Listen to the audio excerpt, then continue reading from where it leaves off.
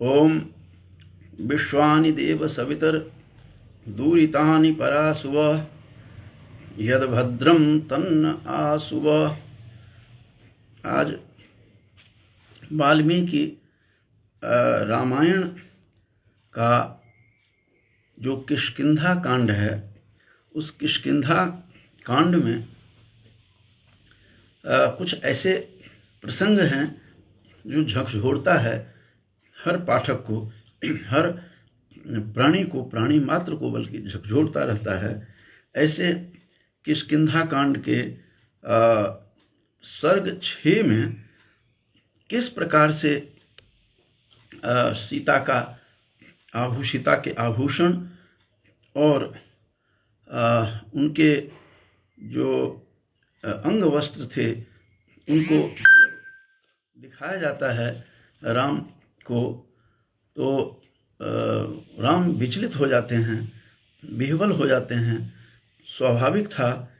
और सुग्रीव ने संग्रह करके रखा हुआ था। जब रावण अपहरण करके ले जा रहा था, उन्होंने देखा कि यहाँ कुछ बंदर सब यहाँ पर वानर जाति के लोग हैं यहाँ, तो यह समझ करके उन्होंने कुछ आभूषणों को और अपने दुशाला को वहीं पर छोड़ते हुए और चिल्लाती हुई हा राम हा लक्ष्मण करते करते वो जा रही थी। उस प्रसंग में जब विभीषण ने राम को दिखाया पहचानने के लिए, उन्होंने कहा कि मैंने जाते हुए देखा था उनको। और तब प्रसंग में राम ने जब उन अंग वस्त्रों को देखा तो देखकर बहुत ही चकित हुए और उसके बाद बेहोश होकर के गिर जाते हैं और चिल्ला करके रोने भी लगते हैं। तो उन वस्त्र और सुंदर आभूषणों को लेकर श्री रामचंद्र जी कुहासा से ढके हुए, जैसे कुहासे से ढके हुए चंद्रमा की भांति आंसुओं से अवरुद्ध हो गए थे और सीता के स्नेह वशात बहते हुए आंसुओं को उनका मुख और वक्षस्थल भीगने लगे। इतना अश्रुपात होता है और हा प्रिय ऐसा कहकर रोने लगे और धैर्य छोड़कर पृथ्वी पर धड़ाम से राम गिर जाते हैं। मानव रूप में सभी लीला करनी है। तो सीता स्नेह प्रवृत्तेन सौतु वाष्पेन दूषितः 17वां श्लोक है इस किष्किंधा कांड के 6 सर्ग का। और उसके बाद कहते वाष्पेन दूषितः हा प्रियेति रुदन धैर्य मुत्सृज्य न्यपतत क्षितौ। क्षितौ पृथ्वी पर, धराम से वो गिर जाते हैं। इस प्रकार का जो किष्किंधा कांड वाल्मीकि रामायण का जो प्रसंग है कि किस प्रकार से विचलित होकर के राम गिरते हैं, जबकि ये सारा कुछ सिया राम मैं सब जग जानी जो कह रहे हैं तुलसी, ये समस्त जग उन्हीं से व्याप्त है और प्रत्येक प्राणी मात्र में वे निवास करते हैं। फिर भी मनुष्य रूप में वे मानव रूप में इस प्रकार विलाप करते हुए सीता का जब आभूषण और उनके वस्त्र देखे तो देखते ही वो धड़ाम से गिरते हैं। यह प्रसंग अत्यंत मार्मिक है। और हा प्रिय रुदन, रोते हुए, धैर्य मुत्सृज्य, धैर्य का परित्याग करके, न्यपतत क्षितौ, इस पृथ्वी पर आकर के राम गिर जाते हैं उन वस्त्र और आभूषणों को देखकर। फिर उन्होंने उन उत्तम आभूषण, जितने भी आभूषण थे, बार बार हृदय से लगाकर, और ऐसे हृदय से लगाया जैसे जानकी स्वयं हों और उन्हें गले से मिल रहे हों, आलिंगन कर रहे हों, ऐसी अनुभूति उनको हो रही है। वे बिल में बैठे हुए जैसे रोष में भरे हुए सर्प की भांति जोर जोर से सांस लेने लगे। जैसे कोई गुफा में बैठे हुए या बिल में बैठे हुए सर्प जैसे फुफकार छोड़ता है, उस प्रकार से रोष से भरकर कि जो हरता था, जो हरण करके ले गया था, उस रावण के प्रति अपूर्व रोष प्रकट होने लगता है। और फिर अविच्छिन्नाश्रुवेगस्तु सौमित्रम प्रेक्ष्य पार्श्वतः परिदेवयितुम दीनम रामः समुपचक्रमे। तब उन्होंने वहाँ पर जो पास में खड़ा था सुमित्रानंदन, जो लक्ष्मण जो वहाँ पर खड़े थे, उनको देखकर श्री राम ने दीन भाव से विलाप करने लगे। जब लोग परेशानी में होते हैं उस समय अपनों को, स्वजनों को देखकर लोग विलाप करते हैं। और कहा, राम ने कहा कि पश्य लक्ष्मण वैदेह्या संत्यक्तम ह्रियमाणया उत्तरीय मिदंग भूमौ शरीरात भूषणानि च। कहते हे लक्ष्मण, हे सुमित्रानंदन, ये वैदेही के हरण के समय में हरण किए जाते हुए जब वो जा रही थी, वहाँ से रावण लेकर के जा रहे थे, तो उन्होंने अपने उत्तरीय वस्त्र को और आभूषणों को प्रक्षेप करती हुई वहाँ पर जा रही थी। वह जो इन सबको देखो, इन वस्त्र को और इन आभूषणों को पहचानो।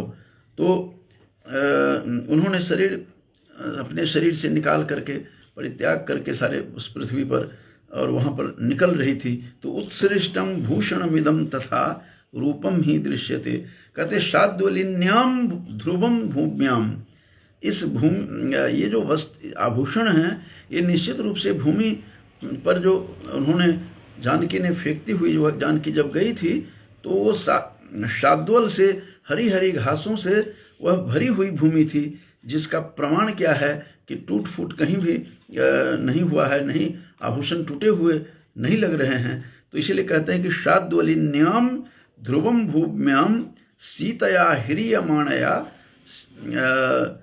और उत्सृष्टं भूषणमिदं तथा रूपम ही दृश्यते। इस प्रकार से इसको देख करके आभूषण निश्चित रूप से घास वाली भूमि पर, शाद्वल वाली भूमि पर, हरी हरी घास भूमि पर गिरे होंगे, क्योंकि इनका रूप ज्यों का त्यों दिखाई देता है, यथावत लग रहा है, कोई विकृतियां नहीं आई है इसमें। इस प्रकार से इतने अश्रुपूरित आंख जो थी उनकी अवरुद्ध हो गई थी, कंठ जो है उनका अवरुद्ध हो गया था।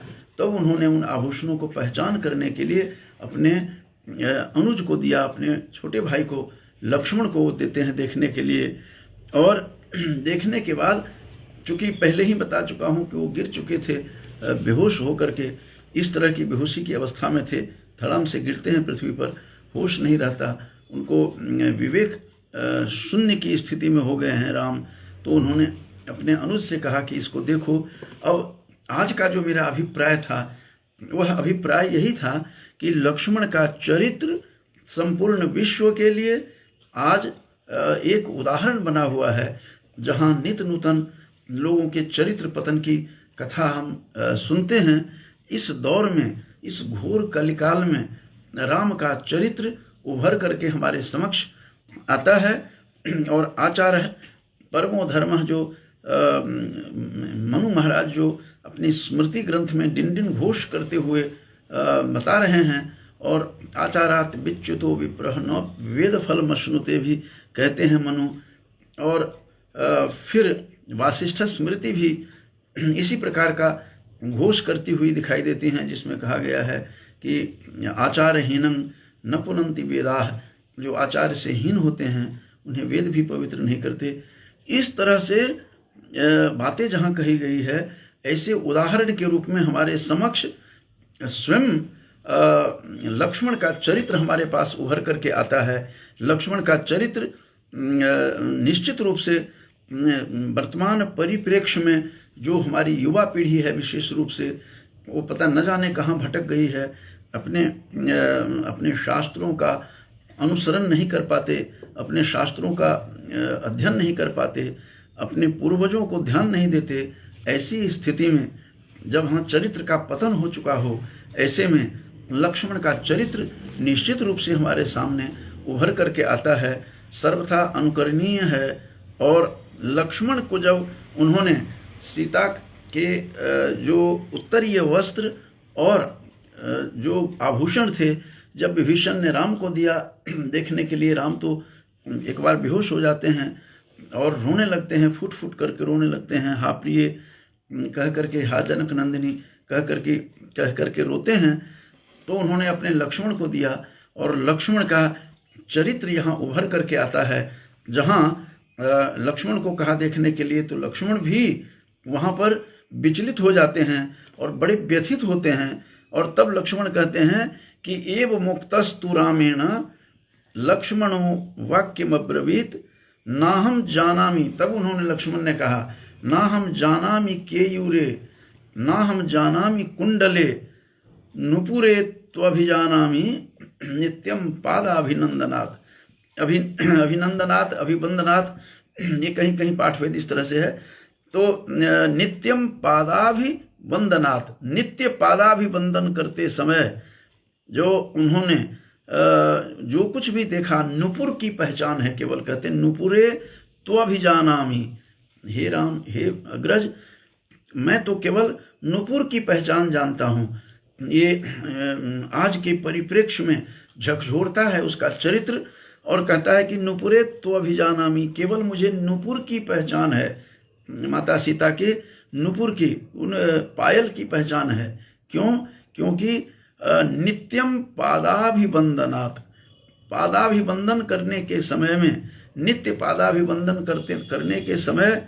करते समय मैं उनको प्रणाम करता था, नित्य पाद स्पर्श करता था। इस कारण से केवल मुझे नुपुर की पहचान है। वाल्मीकि रामायण में एक बार नहीं, कई बार इस तरह का प्रसंग आया है। और उस समय भी आता है जब उनको परित्याग करने के लिए, सीता का परित्याग के लिए कहा, तो सबने, यहाँ पर वाल्मीकि रामायण में नहीं है, अन्य रामायण में, इतर रामायण में मिलता है कि बड़ा कोई भी इसके लिए स्वीकार नहीं हुआ, न भरत और न ही शत्रुघ्न। और लक्ष्मण को जब कहा तो लक्ष्मण भी बड़ा विवश होकर के सीता का परित्याग करते समय छोड़ आने के लिए जब कहा तो वो जाते हैं। और वाल्मीकि रामायण में इस तरह की बातें करते हुए दिखाई देते हैं। रघुवंश में भी ऐसे ही करते हुए दिखाई दे रहे हैं कि मैं उसी रघुवंशकार कालिदास तो कहते हैं कि मैं तो जाऊंगा, उसी तरह मुझे आज्ञा का पालन करना होगा, जैसे अपने पिता की आज्ञा का पालन करते हुए भगवान परशुराम, जो अभी 19 को उनकी जयंती मनाई जाएगी, उन पर भगवान परशुराम को भी नमन करता हूँ। तो वहाँ पर उदाहरण कालिदास देते हुए कहते हैं, कालिदास के लक्ष्मण वहाँ पर बोलते हैं कि उसी तरह मैं आज्ञा का पालन अपने पिता के तुल्य राम का पालन उसी तरह करूँगा आज्ञा का, जैसे परशुराम ने अपने पिता की आज्ञा का पालन करते हुए क्रूर कर्म किया था, माँ के गर्दन को उड़ा दिया था, और बाद में पिता को प्रसन्न करके फिर अपने माँ को वापस ले आते हैं। तो वही स्मरण आता है कालिदास के लक्ष्मण को वहाँ भी। और कई बार इस तरह का हुआ है। वाल्मीकि लिखते हैं कि जब परित्याग करते समय लक्ष्मण जा रहे थे तो वहाँ लक्ष्मण का जो सारथी था, उनके पिता के भी सारथी थे जो सुमंत्र, वो तो वहीं रह जाते हैं। जब ये इधर छोड़ने आते हैं तो चिल्लाती हुई कुर्री के समान, वाल्मीकि कहते हैं, कुर्री रुरुद, वो रोने लगी, चिल्लाने लगी, इतनी चिल्लाती हैं कि जोर से और धड़ाम से गिरती हैं सीता। और उनका जो उनके जो साड़ी के जो आंचल हैं जो सिर पर, वो नीचे गिरता है।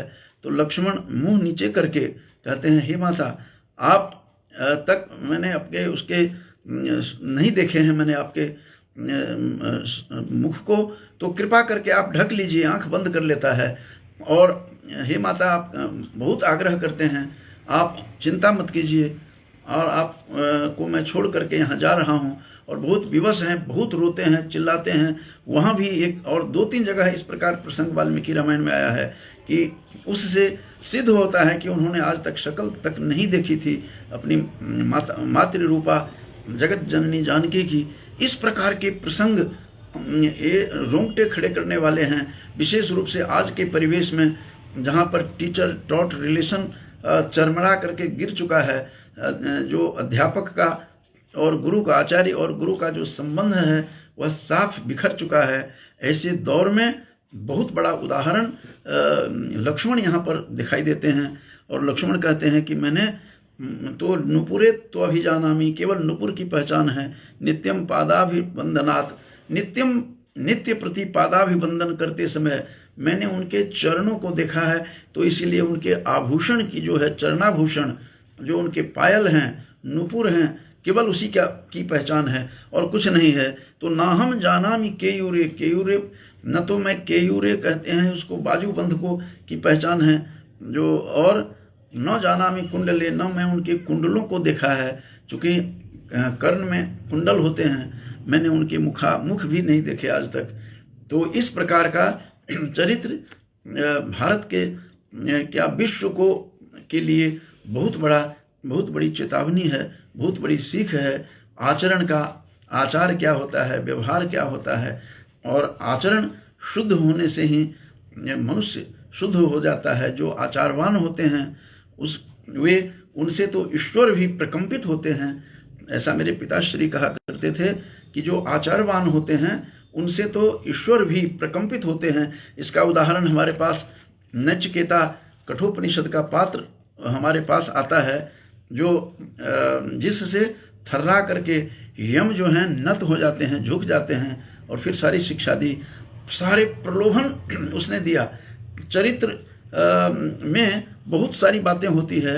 उन्होंने कहा कि जीवन भर तुम यौवन अवस्था में रहोगे, आजीवन तुम यौवन रहोगे, जब चाहोगे तुम तभी वृद्धावस्था में जाओगे। ये सारी बातें कहने के बाद भी जो सुख आनंद लेना चाहते हो, इस पार्थिव सौख्य जितने भी हैं, ऐहिक सौख्य, उन सब को उसने लात मारते हुए रिजेक्शन ऑफ मेटलिस्टिक डिजायर जिसे कहते हैं, उन्होंने सर्व साधन जितने भी हैं संसार का, सबको उसने नकारा है। और न वित्तेन तर्पणियो मनुष्य कहता हुआ हमें नचिकेता कठोपनिषद का दिखाई देता है। और इसी प्रकार का लक्ष्मण का चरित्र यहाँ है, जो उज्ज्वल चरित्र है उसका। और तब कहता है कि ना हम जानामि केयूरे, मुझे जो बाजूबंद हैं, जो भुजाओं में पहने जाते हैं हाथों में, उनकी पहचान भी नहीं, और न ही मुझे उनके कुंडलों की पहचान है। ना हम जानामि कुंडले नुपुरे त्वभिजानामि नित्यम पादाभिवंदनात्, पादाभिवंदन जो मैं करता था, इस कारण से मुझे केवल मात्र उसी की पहचान है, उनके चरणाभूषणों की पहचान है, और कुछ भी नहीं पहचान है। इस प्रकार से यहाँ बहुत ही मार्मिक दृश्य यहाँ उपस्थित करते हुए वाल्मीकि दिखाई देते हैं। चाहे वह वाल्मीकि का लक्ष्मण हो या कालिदास का हो, ये सारे कुछ विलक्षण और अपूर्व वर्णन हमें देखने को मिलता है। तो आज का मेरा अभिप्राय केवल इतना था कि किस प्रकार से लक्ष्मण का चरित्र आज के परिप्रेक्ष्य में, आज के परिवेश में हमें मार्गदर्शन करता हुआ दिखाई देता है। तो इस प्रकार से, और वहाँ पर अलग अलग रघुवंश की जब सीता का भी देखेंगे तो सीता के भी विलक्षण वहाँ पर वर्णन है। और ये रामायण की सीता से कुछ हट करके और बहुत ही उद्वेलित होती हैं कुछ देर के लिए, और कहती भी हैं कि कथ्यताम मदवचनात् स राजा, वहाँ राजा को बता देना उस राम को। वहाँ पर राम नहीं कहा, आर्यपुत्र नहीं कहते हैं। तो उसको लेकर अलग मैं बताऊंगा कि कालिदास के 14वें सर्ग की जानकी किस तरह की हैं। तो वहाँ पर फिर भारतीय नारी की तरफ फिर झुकती हैं, वो अलग बात है, लेकिन उस विलक्षण वर्णन कालिदास का है। और सबका आधार आदि काव्य रामायण ही है, जिस वाल्मीकि रामायण के बारे में पुराण भी यही कहता हुआ दिखाई देता है। पुराण में भी है कि पठ व्यास रामायणम काव्य बीजम सनातनम की बात कहते हुए व्यास को भी कहा गया था कि रामायण को पहले पढ़ो, जो काव्य बीज है यही है, सनातन बीज है, काव्य बीजम सनातनम कह करके कहा है। तो ये विलक्षण यह ग्रंथ है वाल्मीकि की रामायण, विलक्षण रचना है, विलक्षण कृति है। तो इसके स्कंधा कांड का जो वह वर्णन था आभूषण को पहचानने की, जानकी के मैथिली के आभूषण की, तो इस तरह से नुपुरों की मुझे पहचान है कहकर बहुत बड़ा संदेश देता हुआ दिखाई देता है। इन्हीं शब्दों के साथ अपनी वाणी को विराम देता हूँ। ये आरंभ से ही हमारे गांव से आचार्य ऋषिकेश झा वहाँ से सुन रहे हैं हमारे गांव से, और प्रोफेसर राम झा जी भी सुन रहे हैं, उन्हें भी मैं साधुवाद और नमन करता हूँ। और प्रोफेसर डॉक्टर चंद्र कुमार झा भी अम्बाला से श्रवण कर रहे हैं। मैं उन सब को साधुवाद देते हुए उन सब पर राम और जगत जननी जानकी प्रसन्न हो, इन्हीं भावनाओं, इन्हीं कामनाओं के साथ आज का मेरा इतना भी अभिप्राय था कि लक्ष्मण का चरित्र विलक्षण और अद्वितीय है। No doubt he is a singular and unique, और इस रामायण में झलक उनकी मिलती है, विलक्षण हैं, अद्वितीय हैं और अपूर्व उनका चरित्र हमारे सामने उभर करके आया है। इन्हीं शब्दों के साथ अपनी वाणी को विराम देता हूँ। बहुत बहुत धन्यवाद। और साथ में हमारे भाई प्रिंसिपल त्रिभुवन नाथ सैनी जी भी अभी जुड़े हैं इनसे, मैं उन्हें भी साधुवाद देता हूँ। हमारे पुराने साथी रहे हैं गवर्नमेंट कॉलेज पेहवा में, जहाँ मैं प्रिंसिपल था, वहीं पास में गवर्नमेंट कॉलेज में प्रिंसिपल थे। तो भाई त्रिभुवन नाथ सैनी जी को भी कुछ धन्यवाद ज्ञापन करते हुए अपनी वाणी को विराम देता हूँ। बहुत बहुत धन्यवाद बंधुओं।